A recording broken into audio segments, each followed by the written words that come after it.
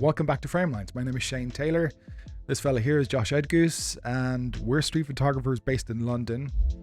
And Framelines is where we talk about street photography and gear and cameras and whatnot.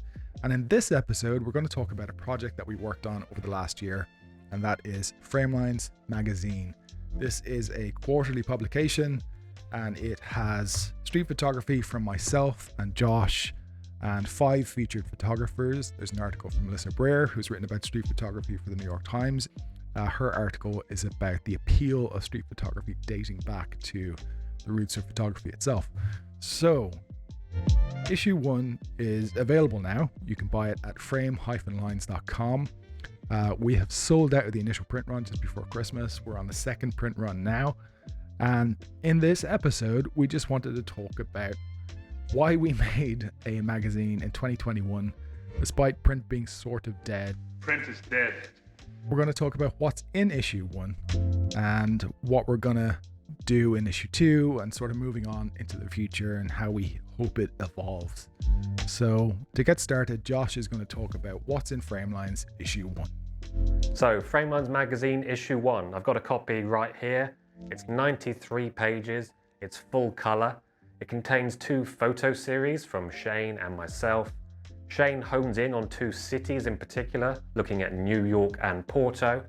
And I have a series of photographs from the London Underground, as well as a little project on the King's Cross biannual classic car boot sale. We're also incredibly excited to feature 5 photographers whose work we've long admired. One of the photographers featured in issue 1 of FRAMELINES Magazine is Eric Kogan. Eric is a constant inspiration. The way he views the world and his ability to pick up on incredible little coincidences and juxtapositions within the day-to-day is always hugely impressive. You can tell he is extremely dialed into his surroundings, and his photographs show a huge appreciation for the city. Another featured photographer in issue 1 is Nico Froelich.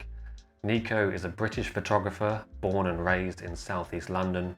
Nico blends documentary and street to build an intimate portrait of his local area, often shooting on medium format film with a strong sense of colour.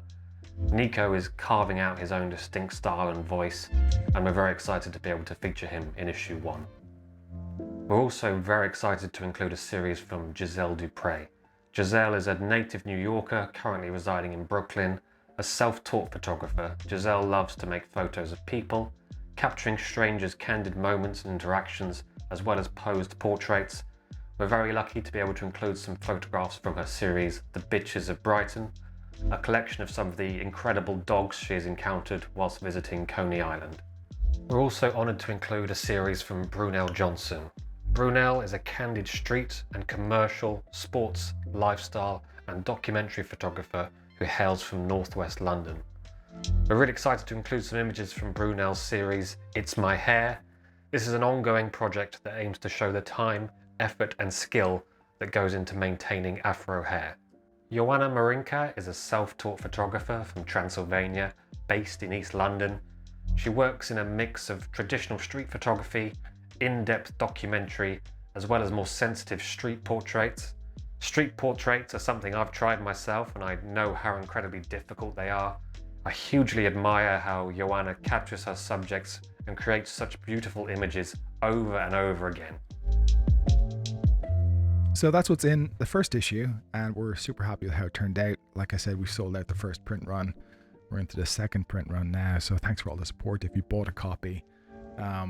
It's been a lot of fun working with the featured photographers, but our main goals for putting together this magazine were, I guess, like threefold. So initially, it was that we wanted some way of experiencing contemporary street photography in printed form on an ongoing basis without spending a fortune on photo books. We also wanted a project for us to work on in that we could put out our own work in printed form on a regular basis instead of putting out books every 2 or 3 years. And thirdly, we just wanted to sort of develop the community a little bit in that we both have photographers that we admire that don't necessarily have books out, don't necessarily have the highest of profiles, but we wanted to share their work with you and do it in a way where it's a bit more satisfying than just doing like an Instagram carousel post or something like that. Those are our main reasons for putting it together, and we think we sort of pulled it off. I think my favorite part has just been working with these featured photographers and just getting to talk to them and getting to sequence their work and interview them and sort of get inside their heads a little bit. It's been a lot of fun and very interesting over the last year, and we can't wait to do more of that for issue 2 and issue 3.